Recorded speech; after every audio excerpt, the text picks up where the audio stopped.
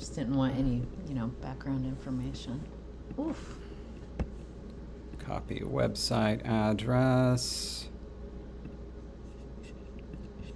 No. Jake is calling us out. Ooh. Oh my goodness. So true. Yeah. So true. Hold on a second. Let me post that. All right, there we are. Now I'm going to minimize that. Go back here. Yeah. That seems like a good place to be. All right. Yeah, we discovered that the iMac where we used to regularly stream is no longer going to be our regularly streaming place. And so we had to come back to the laptops, which, from what I understand, is actually better for many because the sound is better. And so that's exciting. But for us, is a slightly different see, that's nice.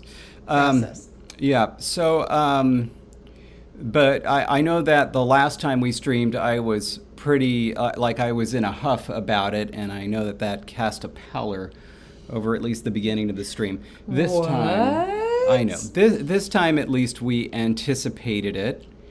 And so, I had Jesse, pull it up and just to see, and it looked like exactly the same issue.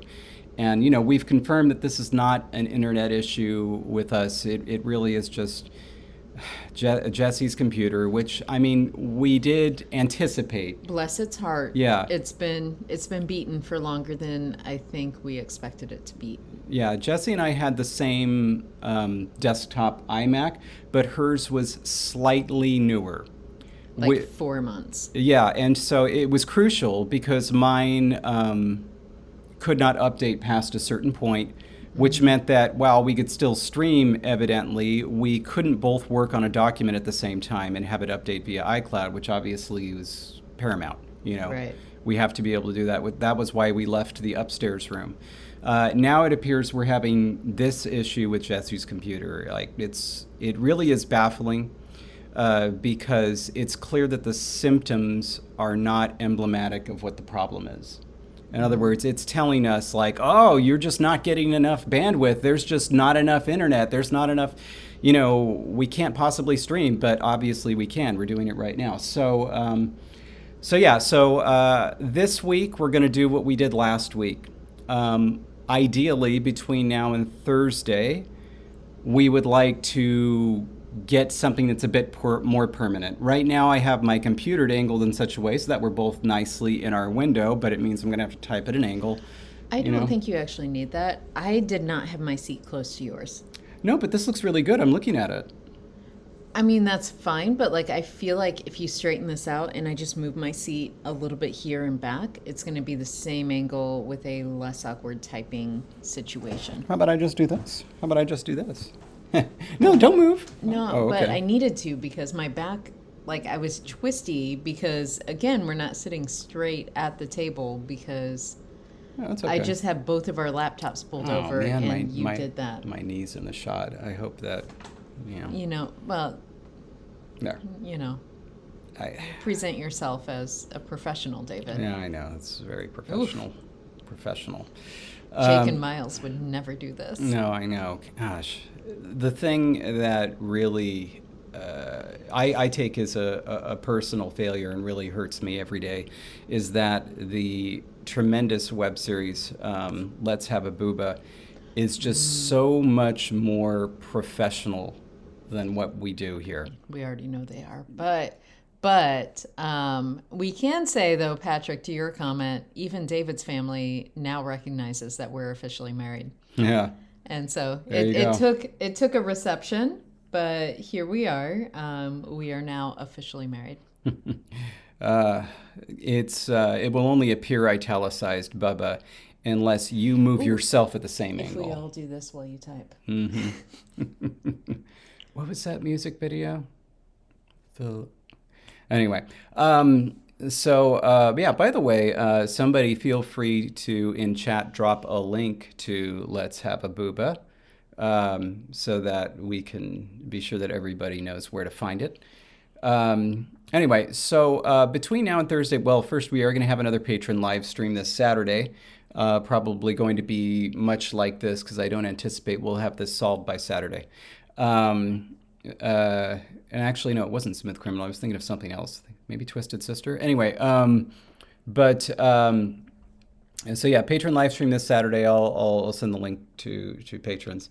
But between now and next Thursday, if anybody has any advice specifically on using OBS, so like I know if I have this right, I believe for Let's Have a Booba, they use Google Meet.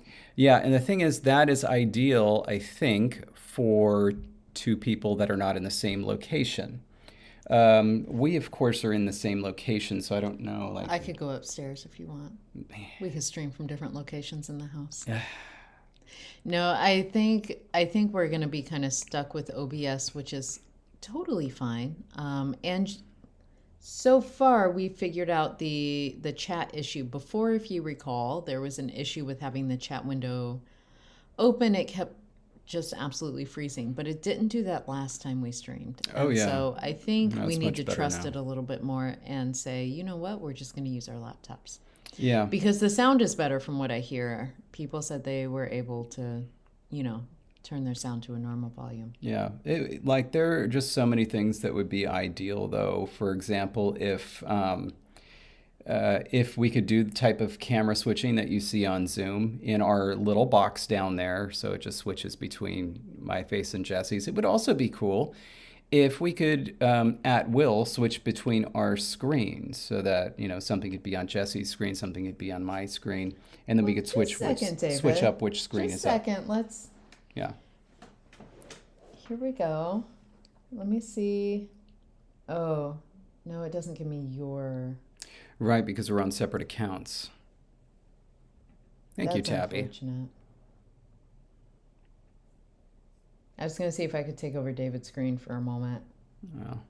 Oh. But I don't think, since we are on separate accounts, I don't think it'll work. But you could take over it from your phone, and I could hold your phone up to my face. Yeah.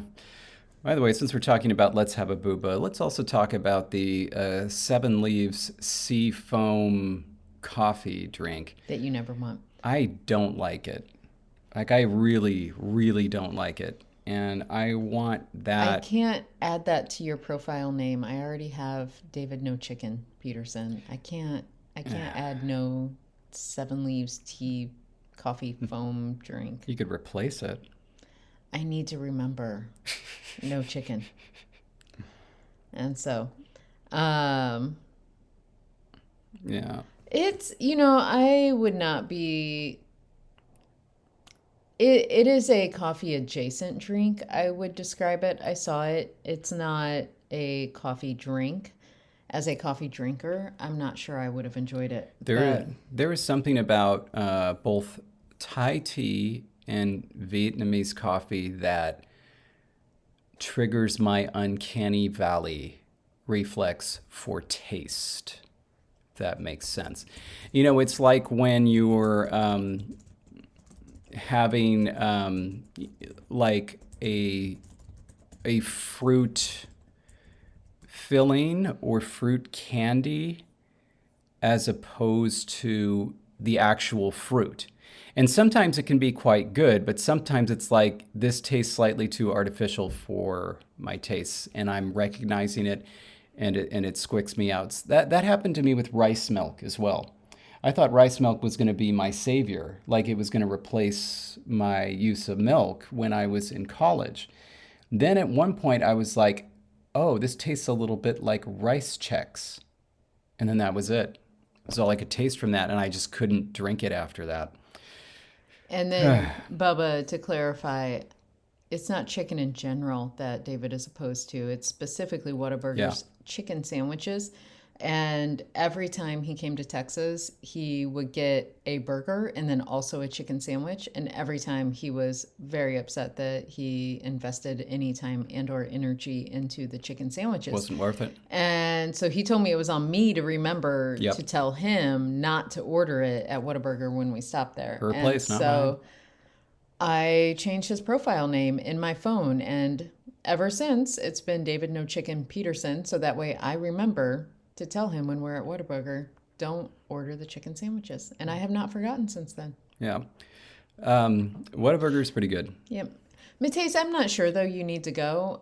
It is not, when he says pretty good, he means like, if you're comparing it to McDonald's, Yeah. it's pretty good. When you're comparing it though to like a home cooked burger that is really nicely cooked and very nicely done, there's no competition. Yeah. And then also where there's a steep drop off is between Whataburger's actual hamburgers and the other stuff that they sell. Whoo! Like you remove the hamburgers from Whataburger and you have one of the worst fast food restaurants of all time. Including their, I feel just false advertisement of selling taquitos, which were not taquitos and were the most disgusting thing I've ever like forced myself to eat because we spent money on them. But anyway, don't do it. And I'm super curious. Well, David, Jake says that reminded me of David's secret nickname we learned at CopiCon. Oh, I'm so like, I don't remember. Which nickname did we expose? God, I hope it wasn't trombone. Only my friends know that one. Well, now everyone watching knows that one, so good job. Yeah, they don't know why though. No, I don't remember which one. I don't either. I've gone by many secret names. And now I'm like, oh gosh, did I reveal things? Anyway. I mean, the friends that I've known since first, third, fourth, 8th, and 9th grade. Jake says it was at the museum. Yeah, it was at the museum. Yeah.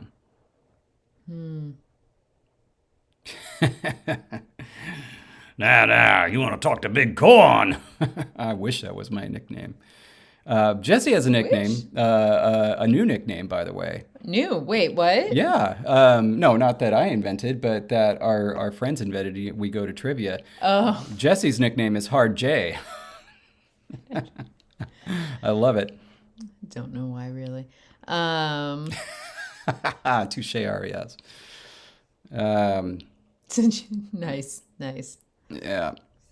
Okay. All right. So let us move on to the poll. Poll was a. If you want to take that whole window and just move it over to the left so the poll is actually... Oh, yeah, I was being quite lazy. See? So far... See that little... I'm waiting for your... There we go. Now it's dragging. Not enough. All right. Fine. I'll just move it over. There you go. All right. Oh, yeah, Genesis, right.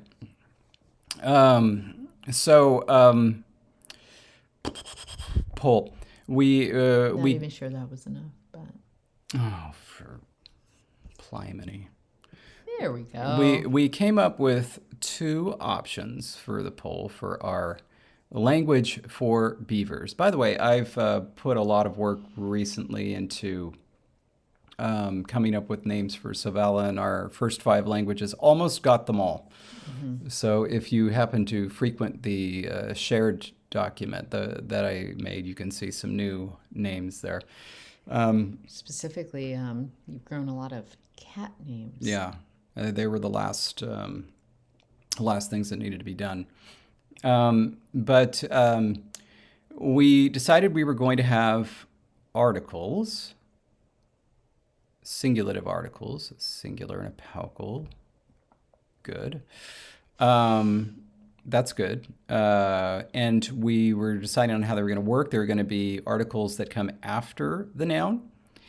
And we were going to do it one of 2 ways. Either we were going to have articles that were clitics and postpositions that were mostly like they didn't change. This cliticization would allow us to have phonological forms with more varied stress patterns, because a clitic wouldn't do anything to the stress pattern of a word, of a phonological word. And so we gave the example, if kalana is a word, then kalanati would be the, what you call it? What are we calling it? That would be the cliticized article. Whereas if that were a single word, it would be kalanati, I believe. Go on. No, that did not work. I don't know why that's double showing up. Tethys is saying, but like notice when I moved it, it was actually worse. I'll just do that. Let's see if that worked. I'm sorry, I didn't mean to disrupt you. I was trying to. That's all right. Oh, you fixed it, David. Good job. Okay. Yeah, there are some things I can do all right. Anyway, so that was the example for that. And so like we would have a bunch, we would have postpositions that would just be whatever they were. We would have articles that would be whatever they were. The articles might change a little bit depending on assimilation to a previous phonological form, but then we would have, these things separated by apostrophes, where the apostrophes would be indicative of... Sorry, what? Contractions. That was it. That was the word I was looking for. I was so worried you were looking to me for some very formal thing as I'm reading chat and trying to catch up with it. And then I was like, I'm so sorry. I don't know what to fill in the blank with. Yeah, anyway. So, contractions, yeah, yes. Contractions. Anyway, so that was option A. Option B was portmanteau. So in French, for example, you have the preposition a, and you have the article le. And assuming that the noun doesn't begin with a vowel, so for example, l'homme is how you say the man, and if you want to say to the man, you say à l'homme, as one would expect. If it begins with a consonant, the a and the le merge into o, which is something that sounds quite different from both. And so the o, it's kind of like, we call it a portmanteau because it's not obviously a sequence of this and this. It's just they merge, even though that they, what was I going to say? They still stand for that sequence, I guess. And so we were going to suggest doing some things like that with our postpositions. Anyway, none of you are even close with in the meantime, trombone. None of them. No, I mean Patrick with net broom. Obviously, you were a net broom. It's broom net. Oh, sorry. Yeah. That was it. Yes. Yeah. Anyway, so that was the option B. I didn't spell it out because I didn't think people would vote for it. Honestly, like I didn't put that much effort with into B. Yeah. I was like, option A is clearly the more interesting one. People will go for that. I don't have to write too much about B. And yet, David, I'm like curious to know poll. which Seemed one, like a one-sided poll. Which one won? Figured it would get like 95% of the vote. A would. And what got, I don't know, 73% of the vote is what I'm going to go ahead and just guess off the top of my head. Turns out it was B, Jesse. It turns out. Yeah. Uh-huh. And so. So there's that. So we'll roll right along with that. With some portmanteaus. Indeed. Oh, that would be a good name for lacrosse. All right. So now we're just going to write that somewhere. I was trying to find in the document where I have left. I am still in the document. Why have I left? Anyway. It's like we've got everything in there. I was trying to find where we had this. Oh, I like that though. What? Weird. We're getting all sorts of typos. Yeah. Is it with an X? Is that the plural? Yeah, it's the plural. Oh, that's wonderful. The reason is that this is an older like this ending that was pluralized like this. When you say like this ending, I feel like I'm supposed to know what that kind of ending would show up on. Like protoli, it was this. And then protoli, it was that. Portman. Oh, you're offline too. Oh too. boy, that's not good. I won't edit things while you're offline. Yeah. Portmanteau was the protoform? Yeah, or something like that, you know. And then the plural would have been portmanteaus or something like that.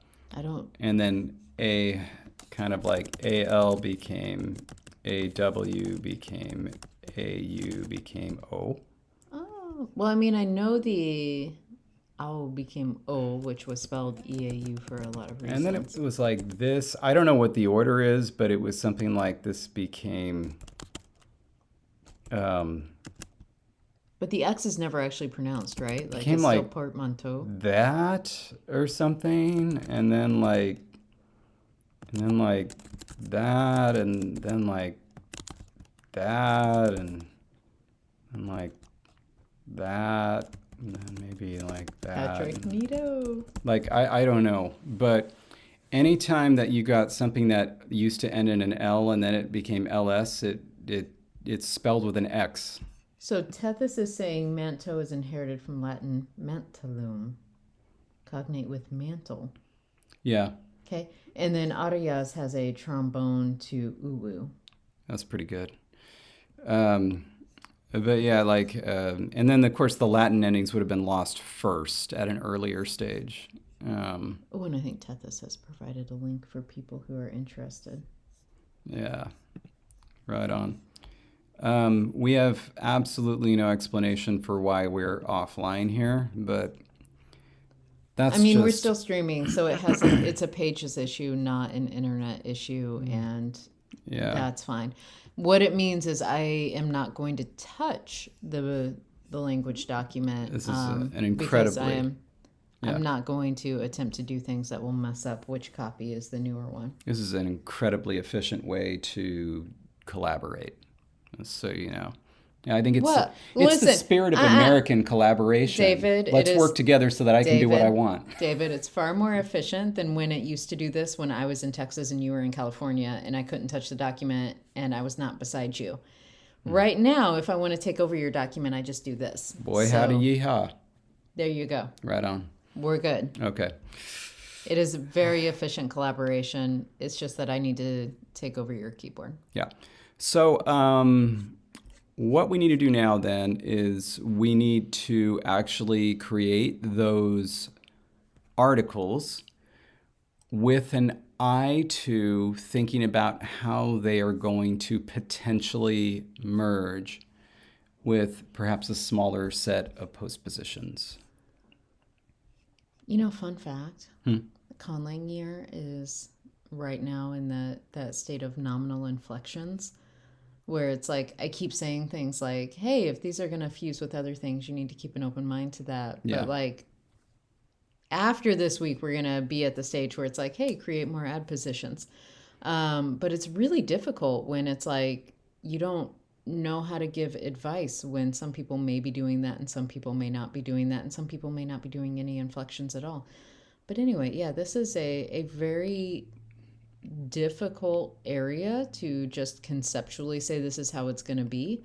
I am excited to see what we come up with today to make it so. Yeah, by the way, make it happen. If you're interested in participating in conlang, you're at quothalinguist.com, Jesse's site.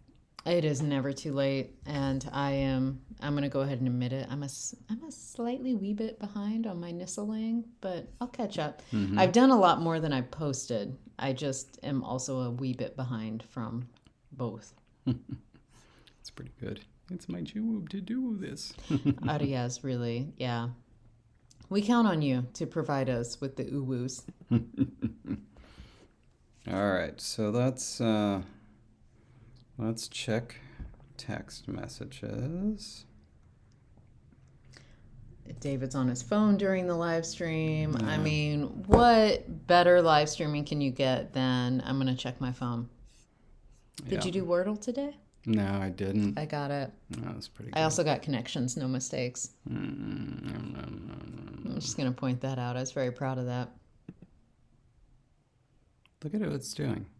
Jake, I am behind, and you know what? It's okay. It's a year-long process, whether you do it in an actual year or several years, but just taking up a year time. Mm-hmm. What do you mean, look at what it's doing? Oh, my. It's dancing, so it thinks it should be online, but it's not. Oh. Oh. There's You're a all... connections thread. Huh, how about that? I didn't realize that. The connections thread? In the Discord. I'm going to go look at that now while David is staring at the document. I'm just trying to... Narmo, I am so sorry to hear about that, and I hope that your job and life and bigger picture are okay. And please remember, in terms of conlang year, it's all in how you are able to promote it. Promote is such the wrong word. How you're able to join it in your own time. It's your own time.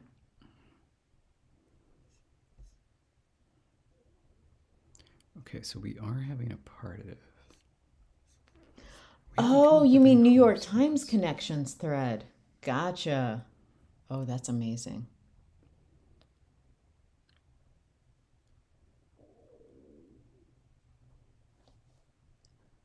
Are you staring at this list of things that we said we were doing? Were these just examples or like... Oh, David, I wish I could tell you. Yeah, they had to have been examples. This is nothing that we've actually done yet. Like, why are these bad? I don't know that they're bad. I think they were just still protoforms. So I think the point is that these would require some sort of parenthesis. Yeah. Anyway, so stick is our singulative. Are we sticking with that? Yes. Are we sticking? Mm-hmm. Stick. You really liked it as a semantic suggestion. I don't think we came up with a word for stick. No. We do have some nouns, so these are definite. These were the nouns are definite. We came up with, yes. And so, like, it sounds like we're doing a singulative and a paucal. Otherwise, we are. That's right. And we were talking about a mouth of something. Yeah. See, frisbee stick is one frisbee. Frisbee mouth is some small set of frisbees. And of course, frong-bee is a frong frisbee, and a frong is a frong. So there's that. We're going to make them articles, but we wanted to have a nominative partitive distinction. I don't see any suggestions for how we're getting that partitive. No. We'll say one thing I keep writing about in conlang year is document. Show your examples. Yeah. And I give you like 8 days over to be like, show your examples here, and write out what you mean. We did not do a great job of writing out notes that we were going to remember 2 weeks later after a major life event. Yeah. Can I make a small suggestion? Yeah. You can pop out your own chat and then have this be your main window. I could be, but I could also be looking at the screen where the camera is instead of always looking off screen. In that case, you want to put your cursor at a spot where it won't go to sleep. It was. Fair enough. All right. But yeah, so while we think about where we are at, this past Saturday we had a big party it was kind of like a reception for our wedding, which elopement. Yeah, it was just the two of us, right? And so we decided, after the fact, well, we can invite people. We imagined that it would be a very informal thing, which is why I didn't invite my whole family to the thing. We only had 80 people, which might sound like a lot. It was a lot for an introvert. For my family, it was a select few. And for my family, it was almost everyone. Yeah. Go on. Anyway. One table. So we were thinking of this as a very informal event that seemed to grow larger and more complex by the day And it became clear that I think my mother was thinking of this as our wedding. The wedding, yeah. Because the actual official wedding did not count. Listen, it wasn't just your mom. There were several people who approached us or who wrote in cards that they were very happy to see us officially married. Uh-huh. And so a wedding was not enough. Sorry, the elopement. Oh yeah, was not enough. My mother had a small speech that was It was very so sweet. It was oh so my sweet. God, it was but so sweet. Began with, like, what was it? Last October, Jesse and David eloped, and she said it like that, like it was some illicit thing. I mean, it was. And upbraided us for only letting her know via text message. Although then I found out later that my entire table of people, out of that entire table, Angie and my dad, so my sister and my dad were the only two who were actually alerted via text. Everybody else found out when we sent out the invitation to our reception. Yeah. And so they were like, oh, we didn't even find out until we got a holiday card. So anyway, it was a thing. Anyway, no, you don't understand. It's like the family, it's like if you're talking about having a family event, it's a question of well, are we going to invite this side of the family? And if so, that means you have to invite this side of the family. And then it's like, well, if you're going to invite one of the relatives from Mexico, then you need to invite all the relatives from Mexico, and then it becomes a really, really big thing. And my stepdad's family, who's kind of my own family now, is also quite large, a large Japanese family. And so then it's like, well, are we inviting just the kind of immediate family, which is only 14 people, I think? Or are we then going to extend it to the cousins, in which case, it becomes quite a bigger thing, David's family is bigger than mine. Oddly enough, because I think I have more biological cousins than you have, by far. And by I think, I mean, I know, and I have far more biological cousins than you, and yet very different. By the way, we're still offline, aren't we? We are, which is why I'm just really letting it go. Yeah, that's really unfortunate. Anyway, but we had Jesse's father and sister staying with us starting last Wednesday. That's why we didn't have the stream last time. It was, but also why we're forgetting so much, because not only has it been 2 weeks, but it's been... It was a big to-do. A brain-heavy 2 weeks. Well, this is what we're going to stick with. Let's ignore the classifiers for the moment. Yeah. This is what I want to stick with. I like this. We're going to need these words later, but here are some nouns we have. We're going to use stick for the singulative. We're going to use mouth for the palcal, potentially. And we're going to have a partitive and a nominative. In other words, this partitive form is going to be the one that is used with these articles and also with adjectives. And so let's start there and move on. And I think that honestly where we should start is the partitive form. This is something that's going to be very important. It's going to be the only other form for nouns. And I think it's going to have to apply to adjectives too. So anything that is a noun or an adjective is going to have a partitive form. And this partitive form is really going to be like amongst these, this. So that's how the logic of the construction is going to work. So we just have the concept of tree. It could be plural, it could be singular, it could be a small number of them, it doesn't matter. But if you're going to determine it, then you start with that. Tree, the concept, and then the next thing it tells you amongst that concept, this one. Stands. Yes, and that one could be either referring to number, so like these singulative or palcals, or it could be referring to a quality, so trees, among them the tall one. And so that's what essentially we need, the combination of the noun plus whatever is going to follow it to say among this concept. Well, I was saying stands because back when they were still on all four legs, they could stand, but they could also be on all fours. So, like among the beavers, the standing one.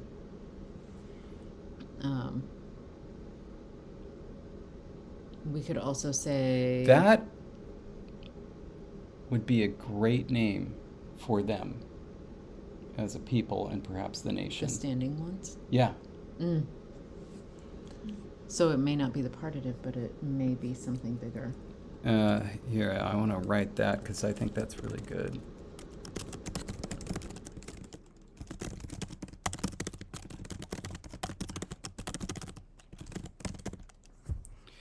All right. Then it could also be the name of the language, being like the language of the standing ones. It could be like the standing ones of them, the people, of them the nation, of them the language. Okay, so I don't know that tall would be as important to beavers. Like if we're pulling out qualities of like, if we're thinking of a grove of trees being a very common thing they're seeing and a very common thing they may walk into.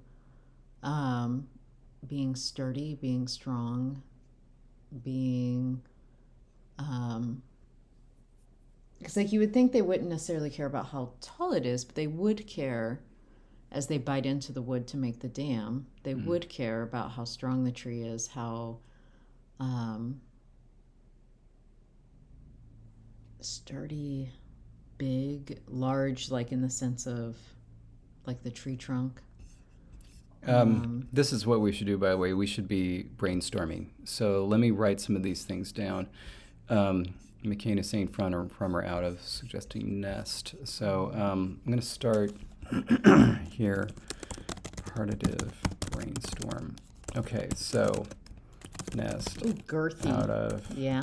Exiting. That's... Okay, and what can we write down for what you were saying, Jess? Well, and that's what Tethys and Miles have both said. Girthy or wide, like it's the stability, the strength, the. You're right, Patrick. If there's a word for the right size. There actually is in High Valyrian. I created an adjective, just a base adjective that meant the appropriate size for whatever you're talking about. Graydon is saying, though, a taller tree does mean more material, so tall may be important. Patrick is saying tooth feel.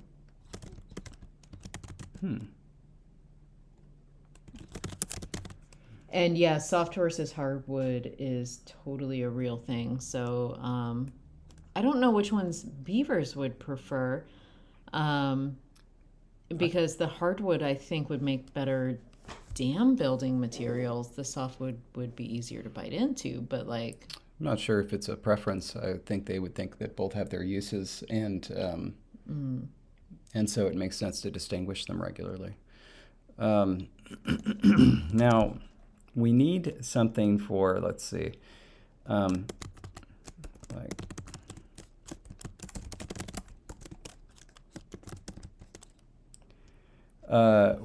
this is what we're after right here, right?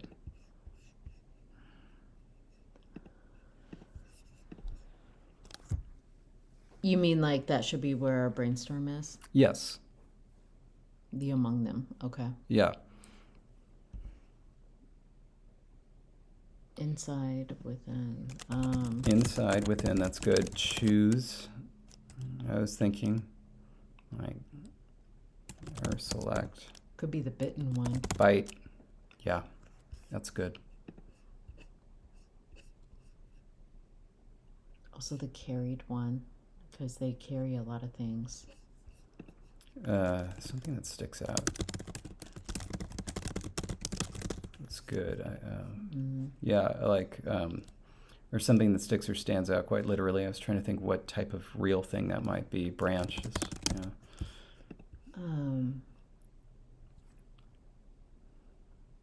And Ardia says that, according to Wiley Online Library, the beavers prefer softwoods against the invasive hardwood species. But that seems quite specific, doesn't it? It does. But that's really interesting. Okay, Patrick. Trees, yeah. Protrude, branch out, etc.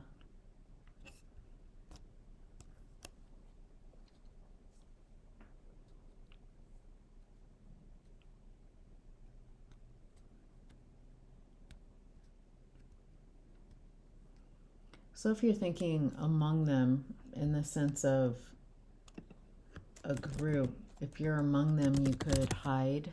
You could hide. I like that. Because as the beavers are walking among the trees, they're kind of hidden.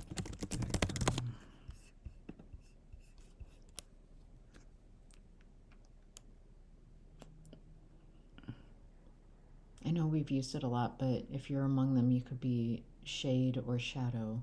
You could be. Yeah, shade, shadow, under. I'm getting this from Narmo. Yeah, because they looked up World Lexicon of Grammaticalization, saying that under or from below is something that could become a partitive. Mm-hmm. It's really interesting. It makes me wonder because Hungarian, I believe, has something that means from under or from below, but it doesn't have a partitive. Finnish has a partitive, but not that. Are they related? Mm. Finnish partitive is one of the kind of irregular ones because it's super overused. Whereas obviously it wouldn't be for Hungarian, so I don't know. Anyway. Harvest, in the sense of picking out and collecting things. Yeah.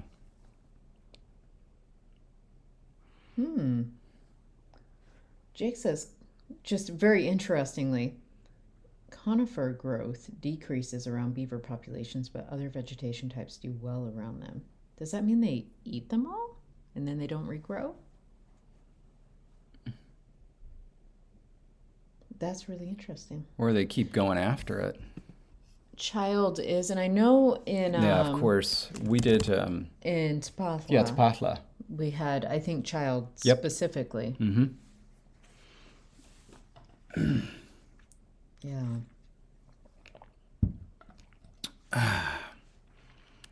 All right. Something that might help us narrow down is deciding how we want this construction to work syntactically. In other words, choosing between a noun or a verb. But Jesse's got something. Okay, so thinking, and you all can help me out here maybe. Winnow is a good one. Fruit, leaf, bud, excellent. But thinking about like how they build dams, how they stick together, because it's not tying them together, so it's not like among them they're tied. What creates that collection? What verb would suggest that, this stick among them, which is interlaced, which is woven, which is like what? Well, they get mud. What do they do? They get mud and they pack it with their tails. Pack. To be packed, or it's among them. Stack heap. Yeah. Stack heap. So there's two things, right? There's the actual physical phonological elements themselves and like what they mean. So for example, like if you were to say in English, I don't know, I've got shoot, I'm forgetting English. How about like I've got 4 pairs of scissors on hand. You can say that, right? That sounds like English. Mm-hmm. Yeah. Also, Miles is saying to thatch or something like it. And yeah, that was, I think, what I was thinking. But go on. Yeah. So like focusing on just this last part, there are 3 words here, right? Scissors on hand, and which technically is not really grammatical English. But it's like that's what the words are. What they mean is scissors that are like on a place which is convenient for the hand of the speaker. Like that's how the logic of it works. And then it just breaks down to something very short, scissors on hand, without having to use any articles. So with this, right, we're going to have like the words are going to be tree, something, and then say tall. And now the question is, how do we want the logic of this to work? One thing that it could be is... in teeth? within trees that are X'd tall, like something like that, by which, so like trees that are packed, and then the tall one, something like that. So, and then the whole thing would mean something like of the trees that are packed, the tall one. So in other words, it's like you're considering this proposition, trees that are packed, and then you're choosing the tall one. And so this is where the ofness of it comes from. And so this essentially is treating it kind of like a not so much a relative clause, but a participial phrase.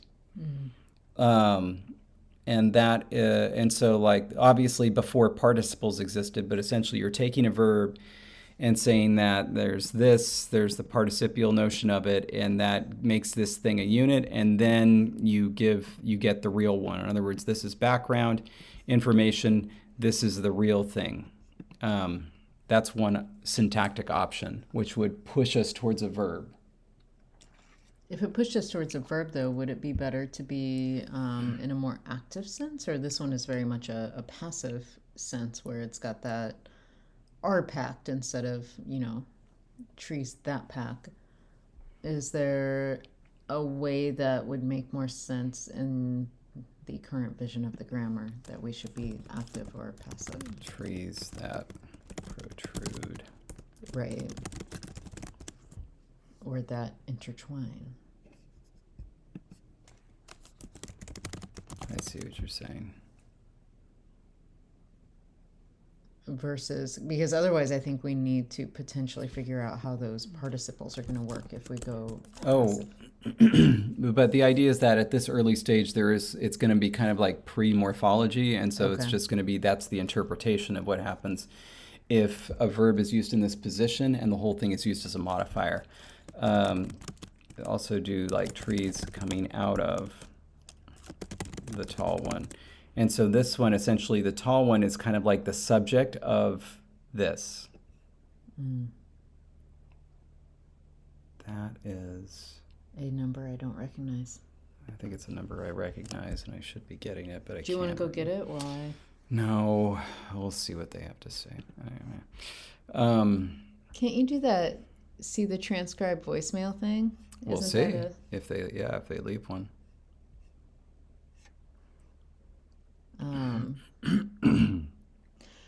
Specifically, the construction we're picking out is going to help us figure out how to do the partitive. Yeah. And so that's going to be a piece of it. And if it is a partitive, then it's like a natural association of part to the whole.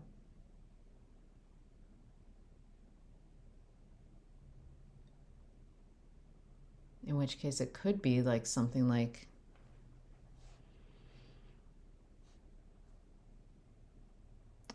a longer phrase, meaning like, not longer phrase, we need to go shorter, but something that means something like inside the dam, because anything that's a part of that would be a part of the whole. Versus like we had child before, because it was like a child was part of a litter and it made sense. They may see it as like the branch or the tree is part of the whole of the dam. So like the tree of the dam, the tall one, where the dam is like the bigger thing that they build, and everything going into it, whether it's mud, twig, branch, grass particles, whatever they put into it, is part of that whole. So there's two elements in that one. There's, let's say, like, a tree, and then the idea is leaving the dam, the tall one, or maybe the tree kind of leaving from that concept, the tall one.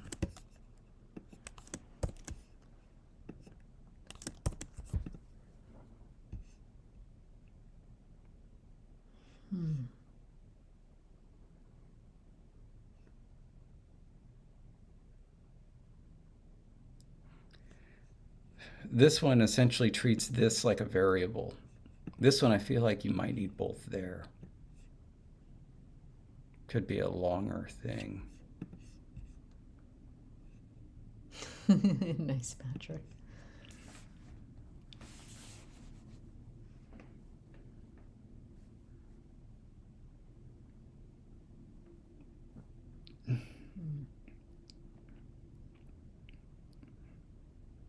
I kind of like this leaving or exiting.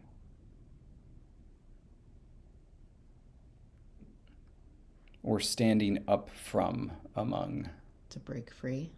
Breaking free. Because in a dam, when it breaks, it could kind of break free. And actually going right back to your idea, standing up on two legs. And I'm reminded actually of the Simpsons episode that was a little parody of 101 Dalmatians, where there were these puppies. There were like 36 of them. And, Mr. Burns, the town billionaire tyrant, adopted all of them. And the Simpson children were wary of this because he's generally a bad guy, and it shows him taking care of them. Then it turns out he wants to turn them all into a coat, except for one, which he became fond of because it stood up on its hind legs. And so it was like he was going to save that one and turn the rest into a coat. And so at the very last moment, they thought that they would save all the puppies by making it so he couldn't distinguish between them. But he's like, but I know how to get the one to do it. And he says, come on, do your trick. And then the one stood up. But then they found a way to make it so that they all stood up and he still couldn't tell them. Anyway, so they were saved. But yes, exactly. And so he's always standing and walking, Rory Calhoun. And so Miles, this is the tall one is just basically a way of saying out of the trees we want this one. And so it was just an example. It's not necessarily how we're gonna do things. Yeah. But it was more like if be. in finish the partitive, you don't say like two trees, you say two of the trees. And so you use partitive for of the trees to even count trees. And so there you go. Now we got the sweet. It doesn't matter whether it's tall or sweet, babe. Nope. I know. That's why I'm changing it. Anyway, so I think the question still exists for what construction we're dealing with, whether we change out those words or not. And so anyway, go on. I now really love this idea. I love the whole concept. I love that you came up with it, and it kind of like, it feels like the beginning of these beavers. Like they are taking the moment of them standing up and walking on two legs is like the beginning of their society. And so I really like this. And so in this case, the interpretation that is what we will have is something like, one verb that means stand on two legs. And it will just be three words, but the interpretation, it would be like these, and the ones standing on the two legs are this. And I really, really like that. Biblioreading is also having technical difficulties. That makes me feel better. It's not just us. Oh. I mean, but he lives in a lighthouse that is enclosed within a monastery that itself is on an island. Earthquake zone. What are you going to do? That is surrounded by a frozen ocean that itself is surrounded by a lake of molten fire. I'm sorry. No, not frozen. That's where I draw the line. Everything else was true. It was the frozen bit. The lake of fire, yes. He lives in a lake of fire. It's the greatest fire you'll ever witness. Man. So did you want to celebrate the standing on two legs bit? Yeah, let's do it because next is going to be coming up with a form.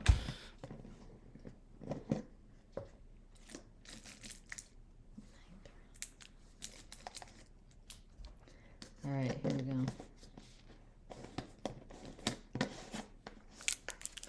Got to put these like now in our center if they don't need to be on my desk by the window heating them up. Yeah. I mean, may as well take advantage of our new situation. Mm-hmm. Cheers, official wife. Official, yes. Mm-hmm. All right. Oh. Halo episodes must come out on Thursdays because the first one came out on a Thursday. Mm-hmm. Hence that is easy to remember. Copico, brought to you by Halo, brought to you by Paramount Plus. Brought to you by LangTime Studio, brought to you by Copico. Woo! Paramount's not in there anywhere? No, you said it. Oh, okay. Gotcha. All right. Beavers live in lodges. Well, sure. They don't live in the dams, but they sure do make them. What? Yeah, they use the dams to block off the water. Then they build lodges. What?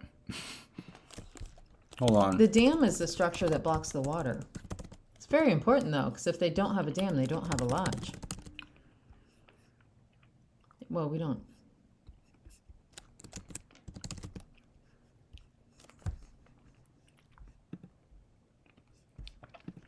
What? No, I don't care about that. Why would my results change for Beaver Lodge if you knew my location? Because they would want to take you to Beaver Lodge, Canada.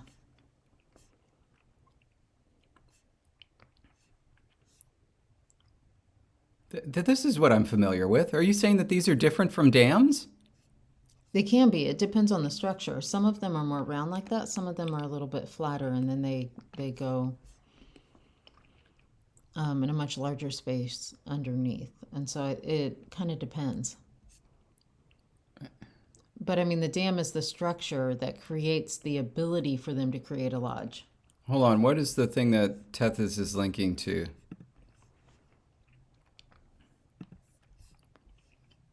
Infrastructure, beaver infrastructure.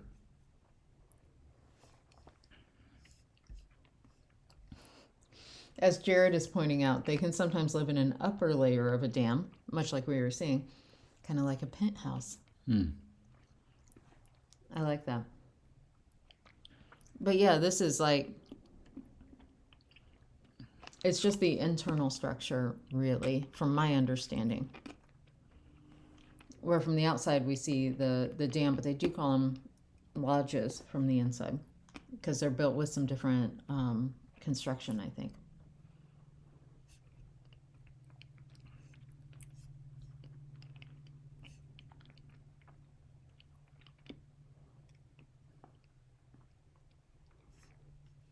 Well, whilst allowing them to escape predators, I like this. That is cool. Ooh, the canals. We could do something with canals. Oh,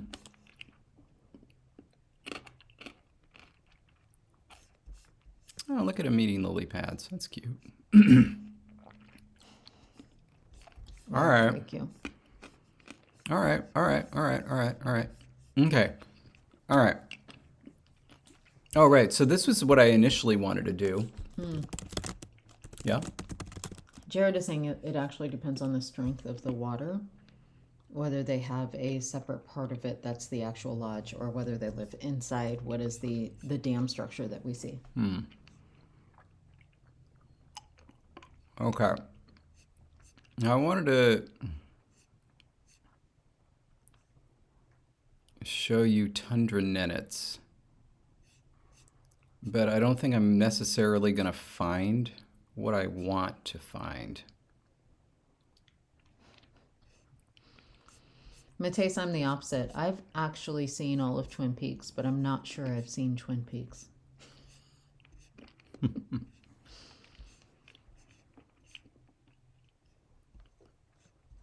Oh, I misread your... Never mind. Never mind, Mateus. I misread what you typed. Because I was quickly glancing at my screen, and I cannot say that Twin Peaks has been on my watch list yet.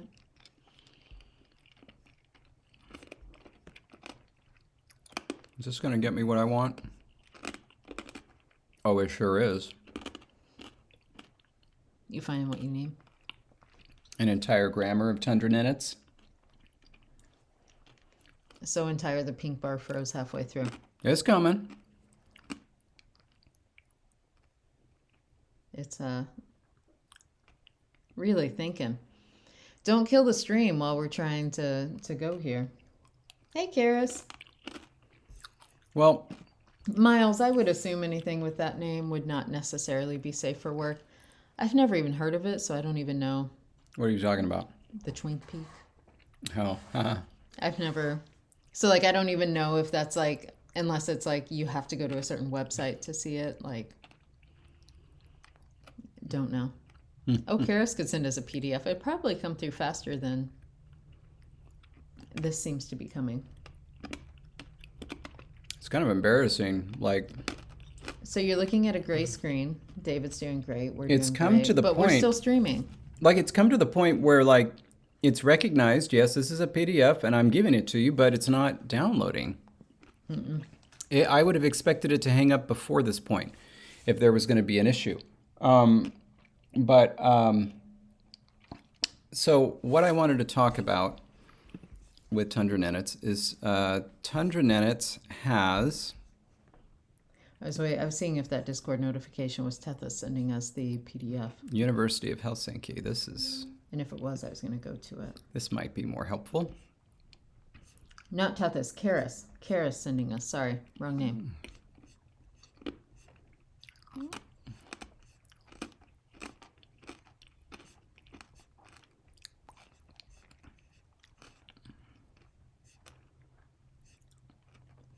Yeah. How did we... What? It just... Show me the nouns. I want the noun cases of Tundra Ninets. So help me. This shouldn't be hard. And I'm having to suffer through all this verb stuff? Well, that's unfortunate, Mateus. This is it. If it's it. in the title, they should really bring it. You know what I'm saying? All right. Tundra Ninets has 3 numbers, singular, dual, and plural. And then there are 7 cases. The accusative plural of Tundra Ninets is nearly completely unpredictable. Everything else is predictable, especially once you know the accusative plural stem. But the accusative plural is just totally unpredictable. You can see there's a lot of most, some. It's like you really just have to memorize it. And there are all these, very simple patterns that are just totally bonkers. Anyway, so we have the opportunity to do something like that with our partitive. Where it's completely unpredictable, or this is going to be number was going to be included with the postposition, but the partitive could be on the noun itself, making it. Yeah.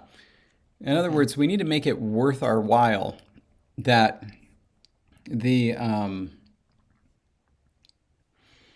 need to make it worth our while to have this partitive form. Okay. And then what was that actually? Go to the top.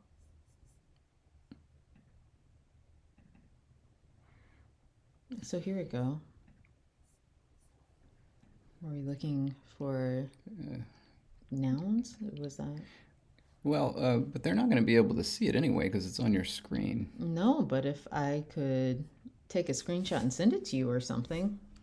There we go. Accusative plural stem. Page 25.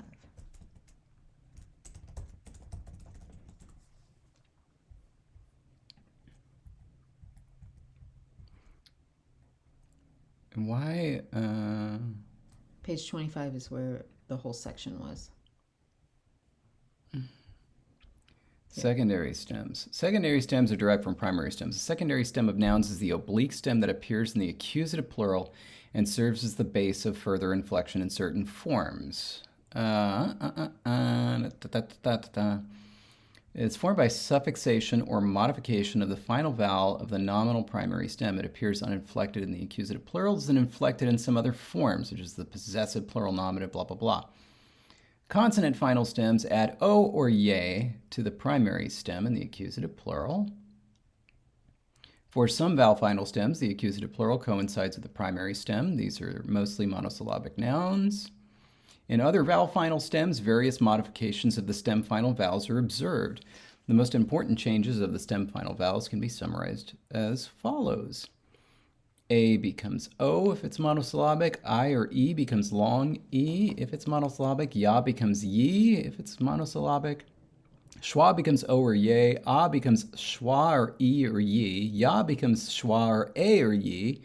A becomes E. O becomes U. E or Ia become Ia if they're polysyllabic. And O and Ua become Ua if they're polysyllabic. Hearing your least favorite sound again and again and again. The Yi. Oh, yeah. Woo is right up there, too. But you do a lot to get around the Yi of languages. Hey, we're back. But as you can see, every single vowel can be the accusative plural. When he says every as you single can one. see, as you can hear. As you can hear. Every single vowel can be a part of the accusative plural. And then there's also other stuff that happens, like consonantal changes. And by the way, they have this secret superscript O vowel that's just weird. They have a word for polar fox. Yeah. So like this is another wild example. Nocha, polar fox, in the nominative singular becomes nosi in the plural accusative. And so, yeah. There's just all this weird stuff that happens.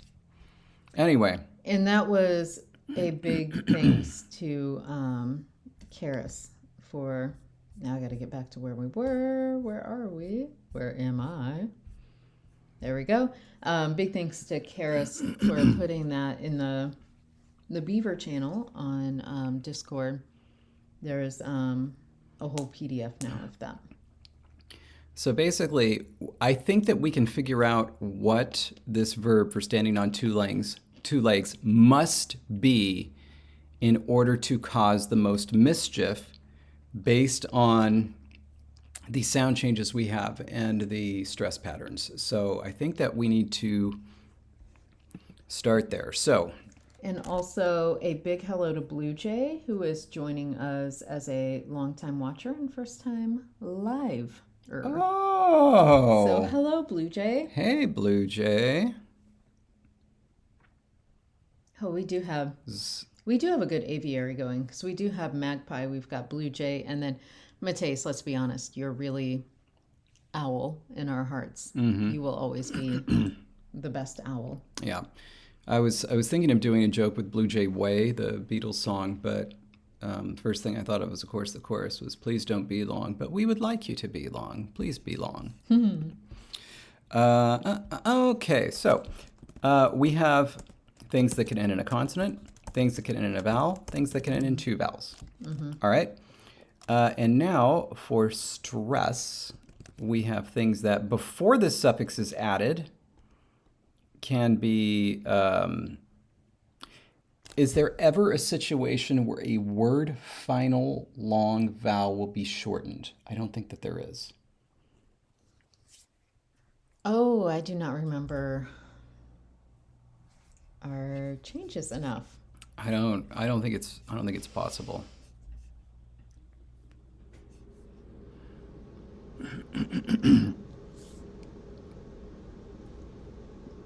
Have we done?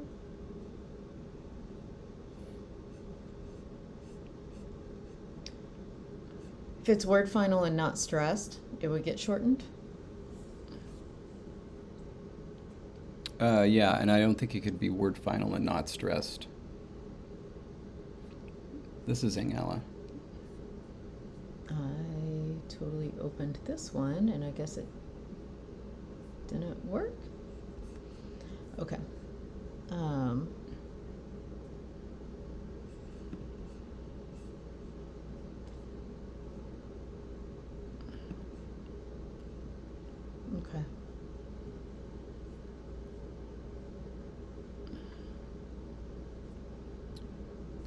So yeah, I don't know that we would ever do that. All right, I see the potential for mischief here with long vowels at the end of words and semi-vowels at the end of words. I think that this thing is definitely going to have to be vowel initial. We do have W, we don't have ya. That's interesting. But we only have W as a, something that was created. It was not a proto sound. Yeah. But what I'm saying is that let's say that we have a word that ends in this, and then we added, say, that. You could see how that could become that. But if we don't have ya, that means we couldn't get that. Did we? And we had the E vowel right in the proto? We had a, e, and u, and that was it. Right. What did we do with those? How did we not get, where did we get the was from? I don't remember. We need to investigate. I'm getting my notebook. Oh, I think they came from fa. Right. Because we killed those, right? Effectively? Mm-hmm. This sound change results in fa, fwa, and va becoming W before round vowels.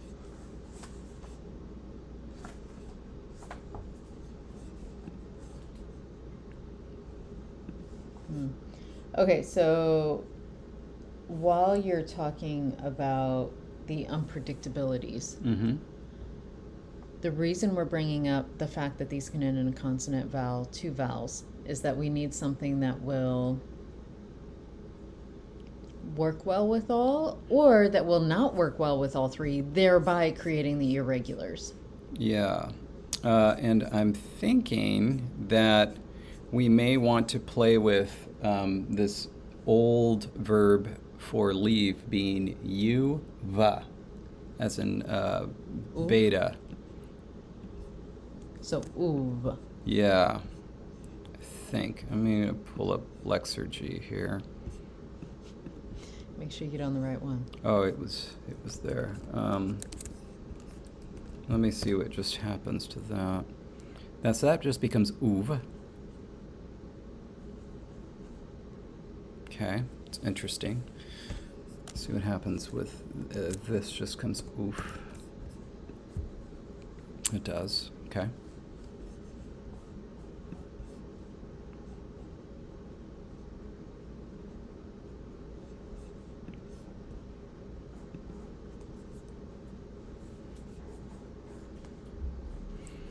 And remember that extra lenition can happen with morphological forms, so that we're going to potentially think about that.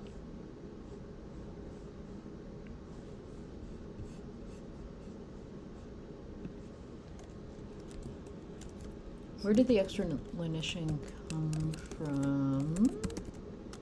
Oh wait, I'm back, so I can be in here all I want now, yeah? Mm-hmm.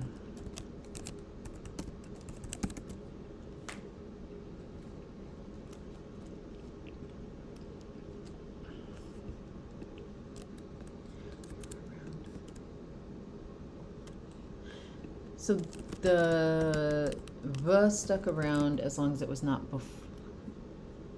It only changed W before round vowels. Yes. So when it came after, then it did not, and it later became V. Yeah. Okay. I was thinking we were going for the W, but.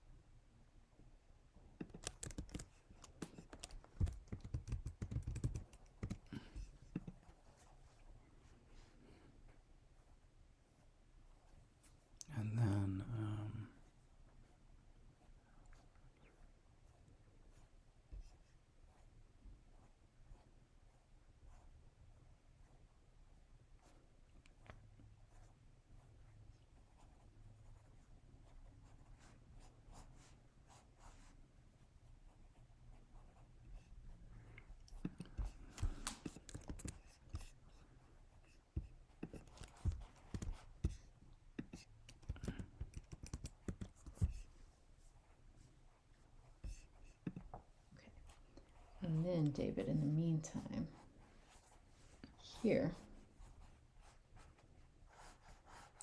Oh boy. Is Matisse as an owl. Oh boy. Do you think that's supposed to be a lacy top? Is that a lacy top? I was thinking, like more of an interlacy? Like yeah.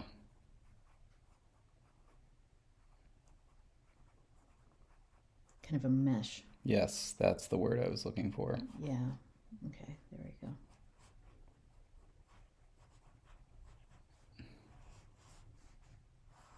I don't think my pin was up to it today. But there we go. Do you think it's ready? I do. I feel like, there we go. I knew that would fall out. There we go. Do you want to show? It's your camera. That's right. There you go. There we go. Jesse's latest.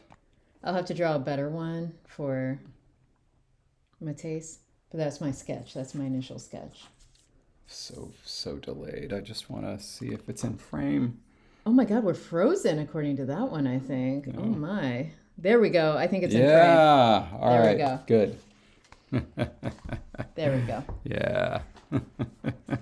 That's my Matisse owl. We'll have to get a photo of that so that we can share it with you. And that's what I was working on while David's trying to do very important conlang work. I'm like, ooh, I can sketch an owl.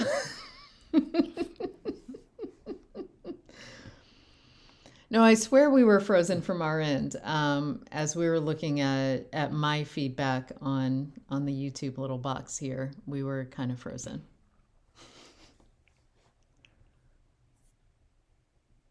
Okay, so now business. I can't believe we don't have ya.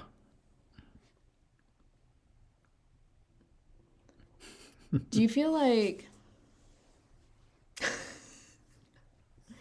Well, I'm not going to lie. Now, after being reminded that it's, Danielle Dandy Lion, I'm now thinking of Danielle as a cute lion. Or as a dandy lion, as you would. Oh. Taste. Oh, taste. Oh, man. Love you. I remember us having a conversation about oh my gosh, we're not going to have the palatal glide. Mm-hmm. But I don't remember why we felt strongly one way or another about it. And I'm guessing against it because we don't have it. And that seems very unlike us. Oh, I didn't. Oh, yeah, it wasn't from our end, Patrick. So that's really unfortunate. We did not have any sort of glass breaking here. It may have been from outside your place. Yeah.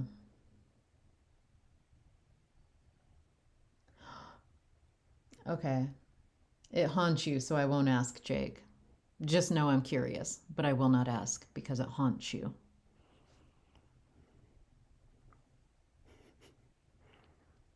It's very, it's deep, Miles, like that. Who needs a palatal anything? Oh. I actually, one of the sound changes that I had incorporated into my nistling was to kill all the palatals, and David was like, who are you? And I was like, don't worry. I killed them to bring them back in completely different ways, and I did. But yeah, David was very confused about who I was. But apparently I was channeling our inner beaver language because we don't do anything with that.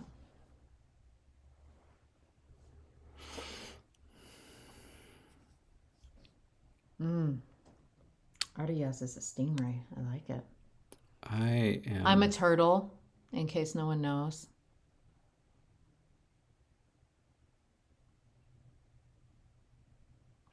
The reason that I chose the here was to give us license to do something to it. It could occasionally show up as V, but it's a weak fricative, so it could drop out. It could cause lengthening. It could become W. We could even say a D voices and becomes F. I'm not sure. But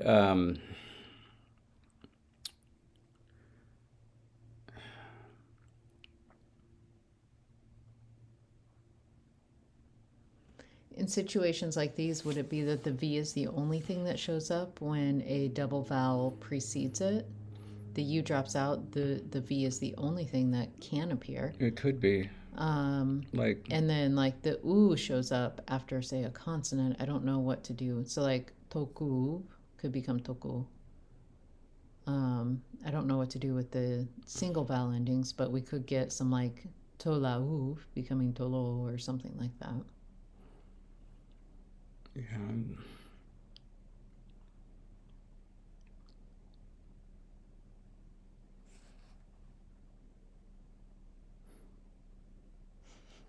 I feel a lot more comfortable if we had a ya, but I don't want to introduce it just for this form. It seems ridiculous. Right.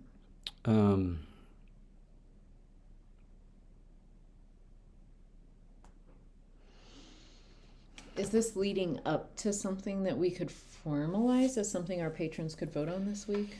Yeah, yeah. I think we should come up with a bunch of different ideas, and then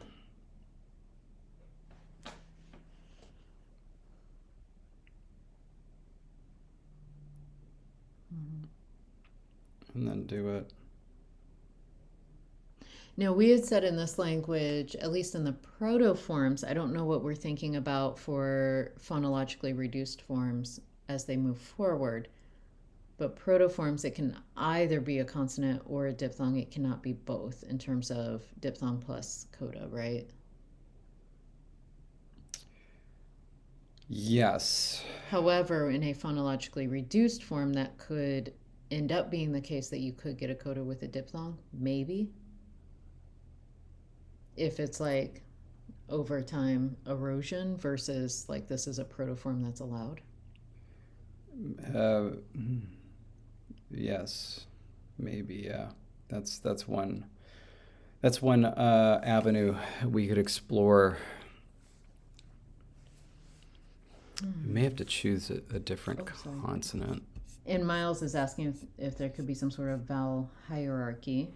Yeah, which I think could be a potential route to go. Like another option, I was trying to look for things that were particularly weak. And so that was why I thought of, could also do a voiceless L. That's pretty weak. And Jake, yeah, you're right. What happened to the voiceless final L? syllable before the suffix is likely to be stressed, and then you add that suffix, and it could just like super stress it. So yeah, interesting things could happen there that wouldn't happen elsewhere. Oh, we don't have a pre-populated voiceless L. And then I didn't have a ton of pictures from our not a wedding reception. We have because specifically I was told anytime I was trying to take pictures, I was told this is why there's a photographer, put your phone down. And so I was like, all right. And then I left my phone on a table where our friends then switched phone cases between my phone and David's phone, which left us in all sorts of a mess because we were trying to figure out whose phone was whose the rest of the night. But we did, I think, did you post on Discord the picture of the turtle and beaver on the cake? Yes, I did. Okay. I couldn't remember if that actually made it. When we get photos from the photographer, we'll have a lot more that we can share. Nothing happens to a voiceless L at the end of a syllable? Nothing? Is that something? Nothing? Is that something you want Nothing? to Tra-la-la? have happen? I feel like the sound changes are up higher than you're used to. I'm a little shocked.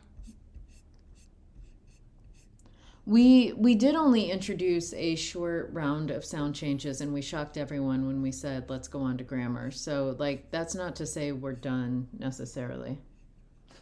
Right, Mateus? No.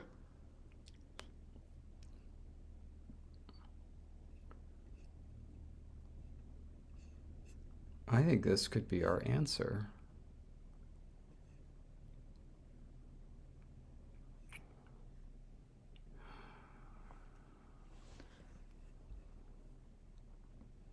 the answer, like make it a nasal or No, I think create a new sound change? no. Replace this with a voiceless L. Okay. And indeed, there might be one or more new sound changes based on what we do here.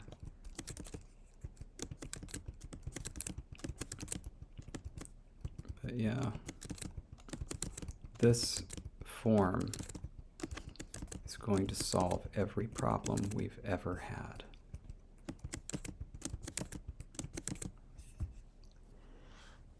Mateus, just as a side note, oh, and Miles carves more tattoos. Love it. But I tend to heal very poorly and slowly as well. But with the new way that when they do tattoos, and I say new because my original tattoos did not have this, now they put this like plastic film over it. I don't know what it's like saran wrap, but for your body, giant Band-Aid type thing. And I have never healed from a tattoo so quickly or so well. And I too heal very slowly, I promise you. And it is amazing the things that they can do now. There was an April Fool's a few years back that I was completely taken in by originally, where they were saying, for new tattoos, you get implanted under your skin essentially like a rectangular field. And then like with an app, you could change it and display different tattoos whenever you wanted. That would be cool. The special effects they used to like demonstrate it in the video were completely realistic. I was like totally taken in until I remembered what day it was. And it was not that day. This is very interesting to me. And I will tell you why. Since this is voiceless, it's very easy to accept it going to H and disappearing and leaving no trace. However, given that we want stress to be drugged to the end for this form, you could see it where, like, for example, this would become this, which would be, I'm just going to use this, would be stress like that. But say, oh, this is embarrassing. We actually don't have that in a proto form. This should be an A. David, I'm sorry. I am embarrassed. Yeah, we don't have a proto O, and it kind of makes a really big difference for the demonstration we're about to give. Very sorry. Okay, so for example, that could be that, but you could have something like this. Would become this, because ordinarily this would drag the stress over, but in order to preserve the stress, you instead use the Q of that consonant to preserve the long vowel and keep the stress on the right. And in case you're like me, Q as in C-U-E, as in the prompt. Yeah.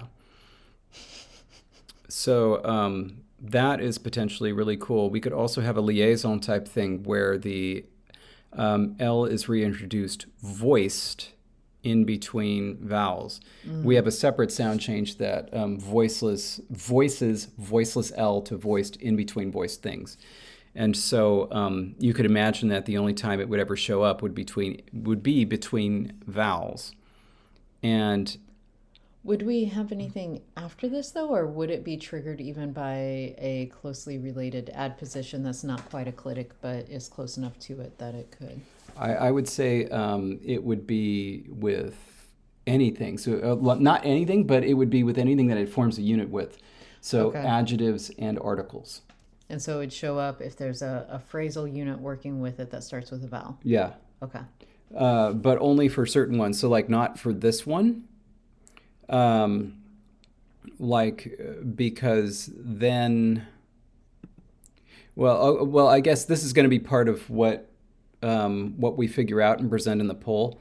I like the idea of like the O only showing up for certain forms but not for others. And I was thinking when it results in a long vowel, not then. Right. Or maybe like here it does, but here it doesn't. So because then it would form an illicit syllable, right?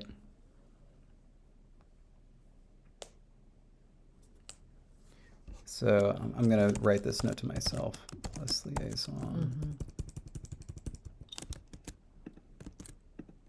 But this one is minus liaison. Because the liaison stands for where the L would show up if there's a vowel. Yeah, it comes from French, where a disappearing consonant will reappear in certain circumstances. Okay. Specifically, that's for like the word the, right? Like that's an example where it's like you something, but it doesn't show up as il. It would show up as L only before others, huh? Yeah, it's also it's for usually for S. I'm trying to think of a good example, like so like like my. So like I don't know, like mes chaises, my chairs, but mes amis, my friends. The Z appears because ami begins with a vowel. I was, of course, thinking of Home Alone, which I'm not entirely sure they got the French correct in, but it's like les incompetents. Yes, it is. And so that's my example. And that actually, yeah, that is a really good example.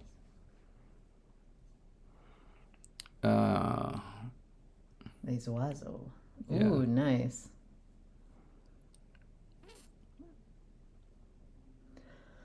I will say that some of those sounds that are being listed, Nahuatl colonial, they can sound very much the same. I think some people use the voiceless W, the voiceless open dot versus the upside down W, in part because of what characters will show up as they're typing. But also in part because some languages can treat units differently. And they may want to be drawing a connection between, say, a voiceless N and a voiceless W. And so they use the voiceless dot instead of other examples. And hello, anime fan. I really like this. And so I think that we should have two articles, one that begins with a vowel and one that doesn't. So one that's VC and one that's CV.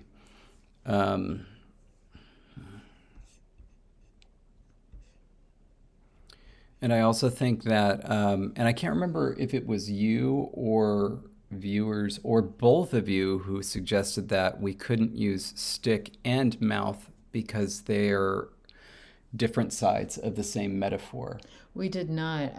In fact, the only thing I remember specifically saying about mouth is that we used it for ingala. We did. Okay. Well, because it's the mouthful. We have the hen. Yeah. If you think about a stick, right, it is a stick of something. So it's represented by the stick. On the other hand, and that's a thing that a beaver can grab. Mm-hmm. A mouth, on the other hand, is something that the beaver grabs with. Mm-hmm. Now, I guess there is a mouthful, and so there's just a second layer of extension there. Mouth is extended to mouthful is extended to a mouthful of this, whereas stick, there's just the one extension, mm-hmm. Stick extended to this. I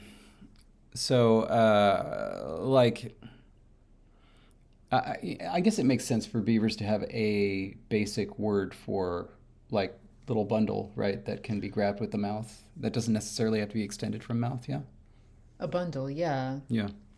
Because like a little pile or bundle where it's like it's all in one go, you can take it, whether it's with your hands, mouth, or otherwise. You could grab a little pile of pebbles in the same way you could grab a little bundle of twigs all kind of laying together. All right, so then, so one is, well, let's just do it like this. Which one do you feel like should be CV, and which one do you feel should be VC? CV versus VC. Uh-huh. The stick should obviously be CV. Got it. And then that makes this VC. All right. And here is what's going to make this potentially fun. It's not fun already, David. No. If We got to get there. So for example, we know that this becomes this, right?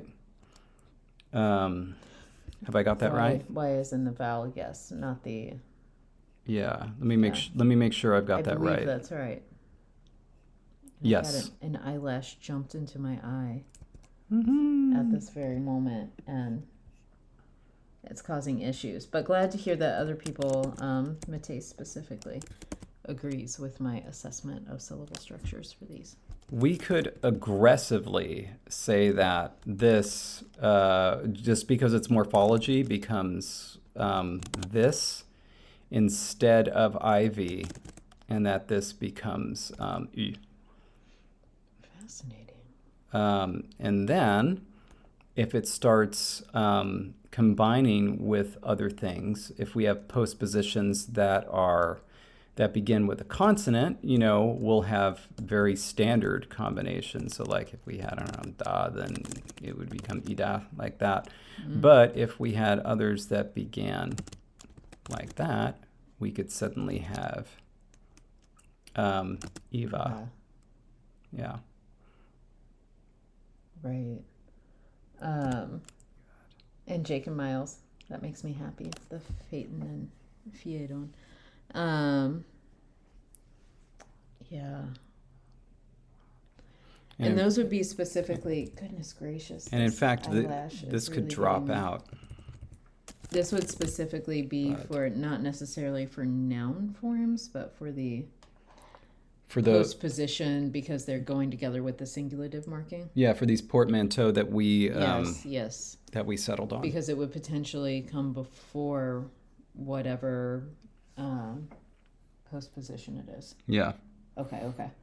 This is making good sense now as I battle the eyelash in my eye. It's the great epic battle of the 2024 stream.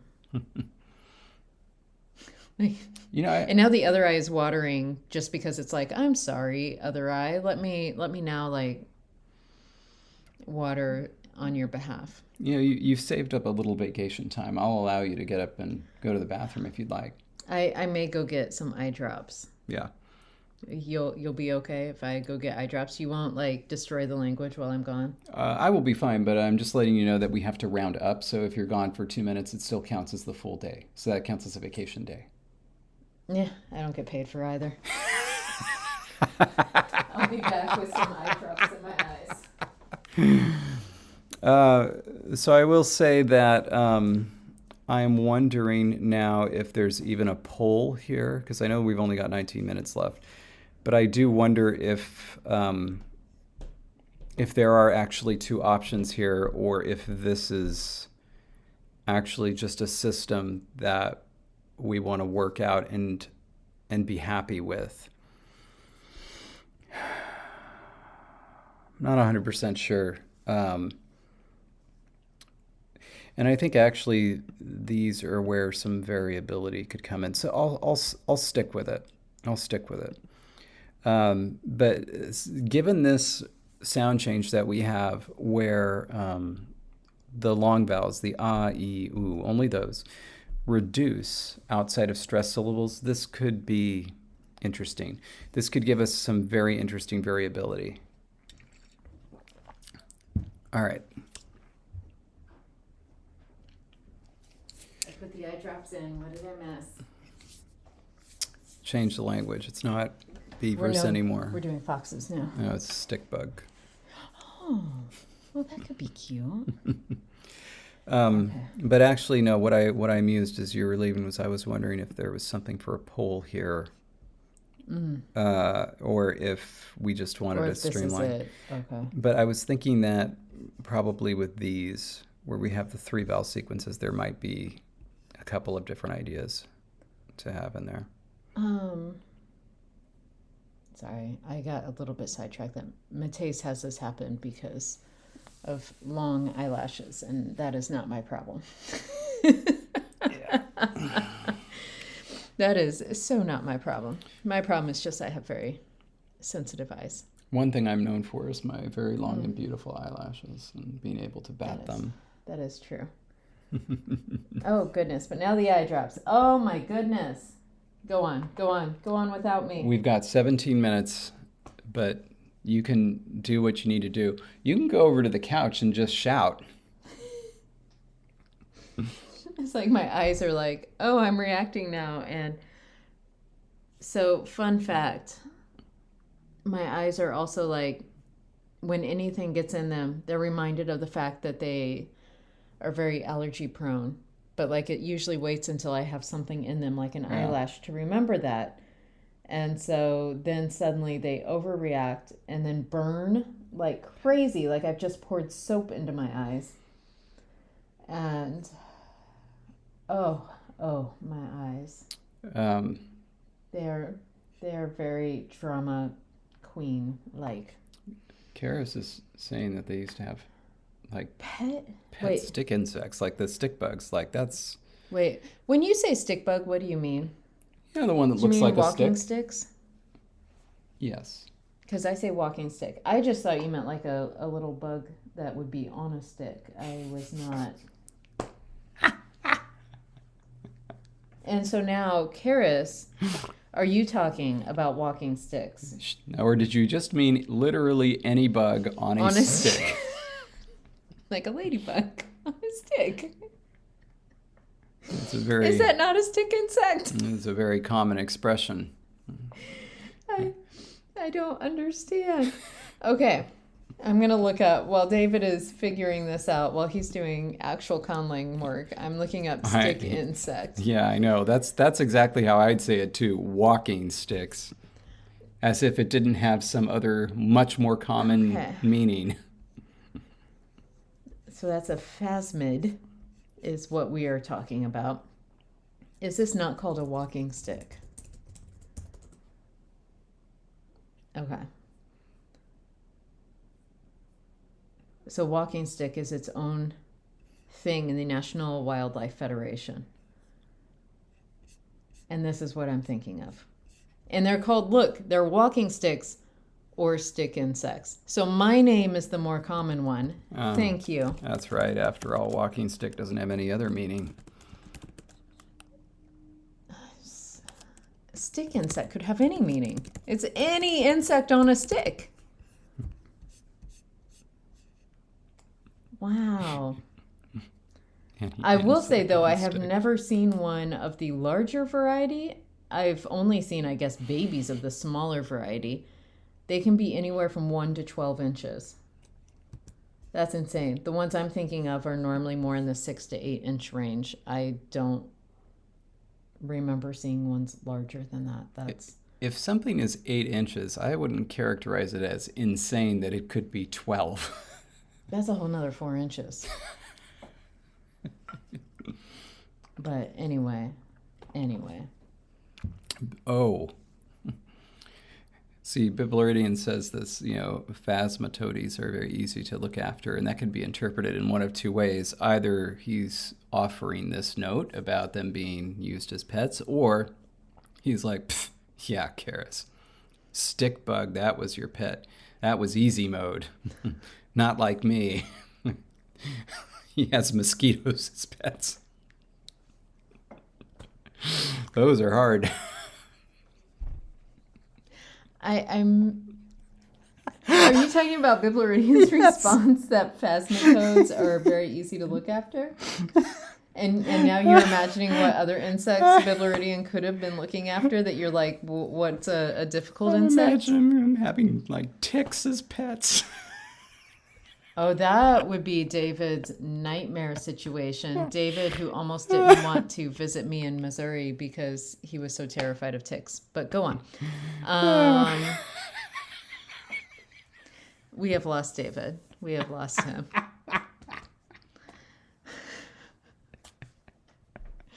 Right, Mateus? It is the best when David enjoys his own joke the most. In Norwegian, it's called a walking...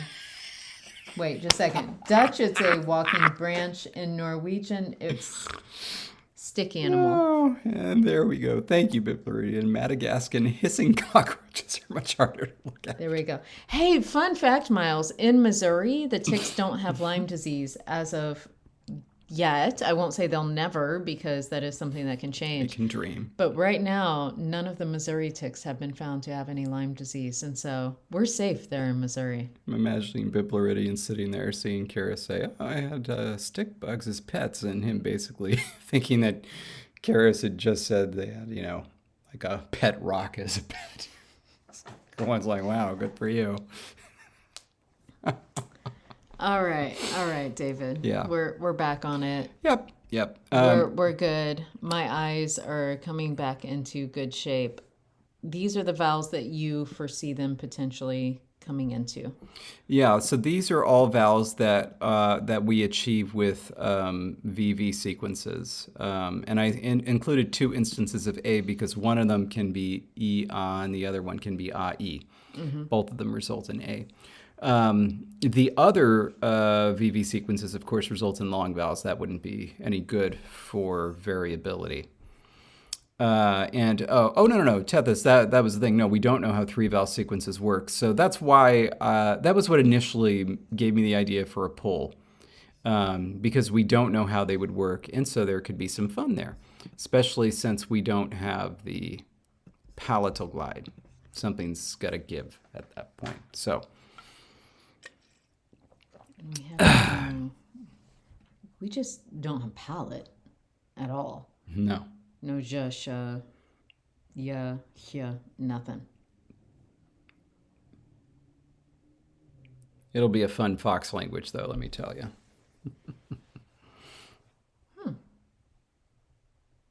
We do have a lot of interesting things, though. Yeah. Okay. All right. Go on. Yep. So, but before we decide on this, though. The teeth could be the new palate, and suddenly the E becomes the th just because it can. Ooh. And so talayul becomes talathul. Oh my gosh, Tethys. That's basically absolutely on point with what I was just saying. Mm-hmm. And yes, the possums did. They took all of the palatals. All of them. By the way, it was kind of funky if you look at the sound changes. You have to understand that it was borrowed, and so it was like their interpretation of it, not necessarily the sound changes. But what was Seitzmo for the cats became Sachmir. I'm sorry, Sachmir, like that.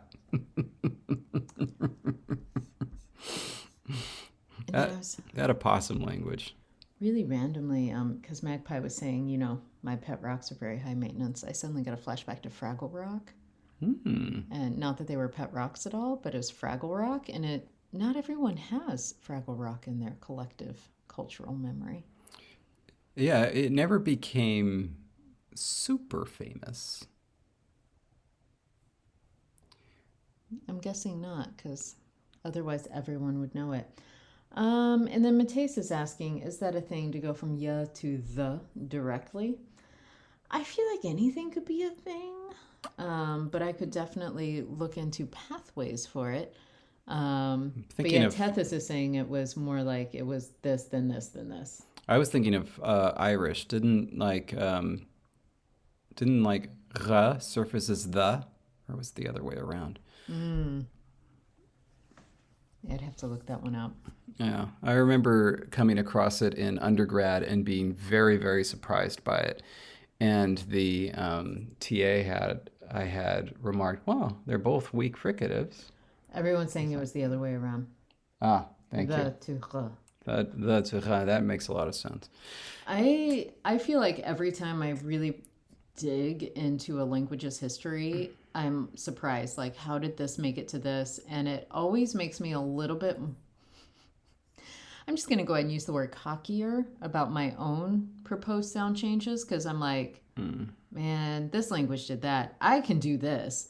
Because you really do get some wild things that can happen. Yeah. Oh, and by the way, to that question about what happens with three vowel sequences, Yes. I think that we should kind of do this poll before exploring this. Yeah. The reason why I suggested this was because we could treat this va as kind of an oo. I don't see any equivalent for doing e, and I also don't see any equivalent for ah. So this is kind of the only thing that it can be, unless we actually want to just say that the thing is, rather than VC, it is VV. Which we might do, but we'll want to know how this shakes out so that we understand what will likely happen with the portmanteau. So, yeah. So yeah, let's decide on that poll, and then we will we'll move on. What are you thinking, David? About what? The vowel sequences, where we've got vowel, and then we have another vowel or vowel-like thing after it. I was thinking about looking at each one of these things individually and seeing what makes sense. So, like, for example, like this one might actually become talo. But like, and this one, it would just be a long oo, so no change at all. But others of these, like this one, might, like something funky might happen. And like with this one, you could actually argue that this one should become talawu. Because we have the we do have a wa. Yeah, becoming a wa before something rounded. And so they're, like, honestly, I'm of several different minds. So we're going to get uwu, aren't we? We might, yeah. I want to preserve what I feel like this stress pattern would be. Yeah. Where it's like you have the original stress for the original word, but then this thing as a modifier would get special prominence in the sentence, and then when it's put together, that's where the main stress moves to. So it moves to the end. And so because of that, that has to affect everything else that happens before that. And who knows, one option might be vowel-vowel sequences. For example, if this, like you might imagine that like one possible result would be talau. I don't know. Kind of get that hiatus of a bit. Yeah, maybe also introduce an epenthetic consonant. These could get a little long if we do that. I don't know. Anyway, but yeah, there's a very real possibility that we could get some uwu. At least one. Yeah, we couldn't get ee, but we could get a woo. Yeah. But nobody in our Discord is really an ee fan. No, that I know of. They're all uwu fans. No, you're the big ee fan. Yeah. I just like e sounds more than I guess most. I don't know. And I like yeah, so why not a ye? Yeah. But woo. Let me see. Oh, Karis is saying e. And Mateus is oh whoa. Oh, iya is good too, yeah. So yeah, that's, I think of the options that you just tossed out there, epenthetic consonant is my least favorite. Yeah, I don't think that, I don't think we should do that, because the whole point was for this thing to be kind of a unique form that... To give lots of irregular appearances on the surface. Right. And I feel like an epenthetic consonant would just be more agglutinative in the way that it's like, yeah, it's either this or this. Yeah, especially since portmanteau won the vote, we should be leaning into portmanteau everywhere. Yeah. So we'll do that. We'll, in fact, we'll even make a little note here. No epenthetic consonants. But notice that David is saying no epenthetic consonants. That doesn't mean we won't have an epenthetic vowel to make it even worse. to have not only 3 vowels in a row, but 4. As long as we don't have any necking, we're good. That's right. 4 is usually better than 3. The only place that isn't true is Splash Mountain. Oh, I was going to say on trikes, because then it wouldn't be a trike anymore. But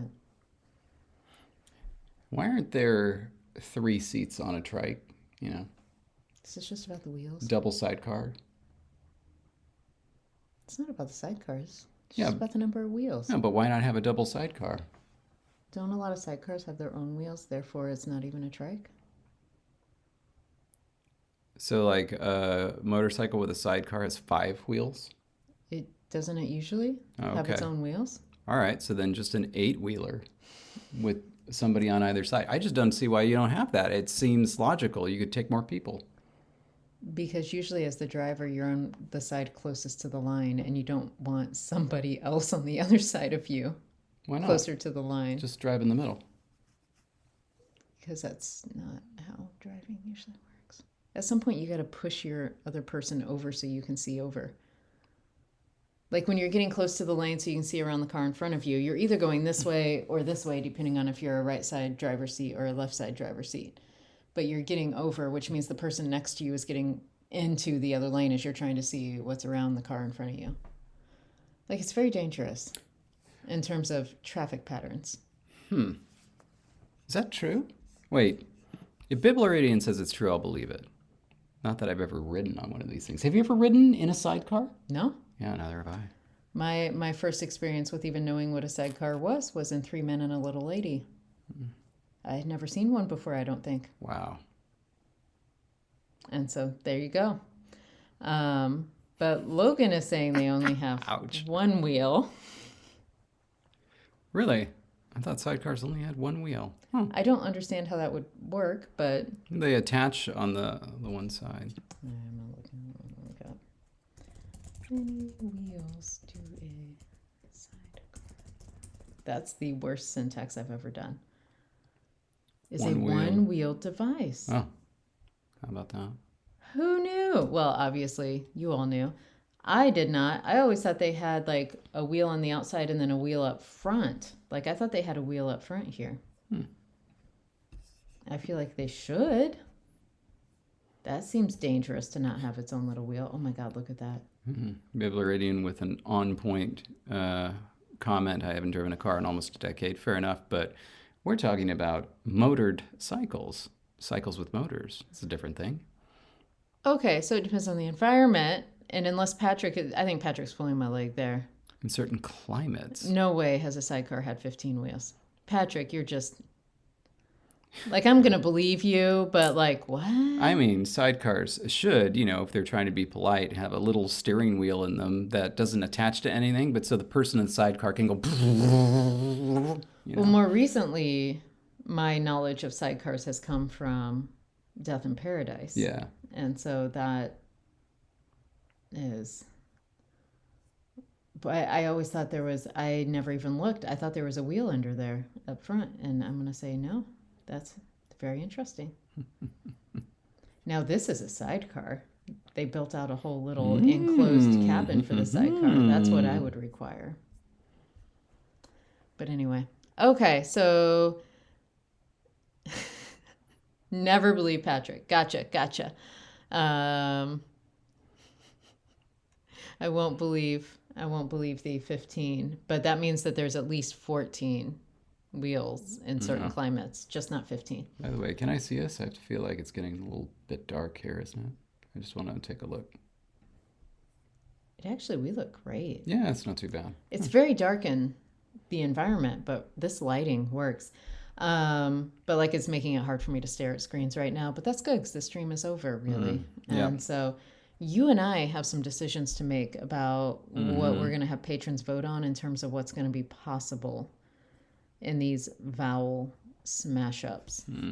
And so David the trombone and I the turtle will figure metathesis, right? We got to say it like Data says it in Star Trek. There we go. And we'll figure out what your options are going to be. Yeah. Should be fun though. Mm-hmm. Should be fun. Yeah. The lack of that palatal glide is really going to make this difficult, but we can create one. We're not done with sound changes. No. We're not going to do that. All right. I'm going to create a whole new column. All right. So also next Thursday, fun fact, we're going to see you all here on Leap Day. Oh. The one day that hits every 4 years, and we will be with you. Yeah, and don't forget, Saturday patron live stream. Yes. I'll give you the link pretty soon. But normal time, normal place. Yep. We'll be there. All right, so we hope you all have a wonderful week. For some of you, we'll see you this weekend. For others of you, we'll see you on Leap Day. Yep. Until then, stay grammar. Bye, everybody.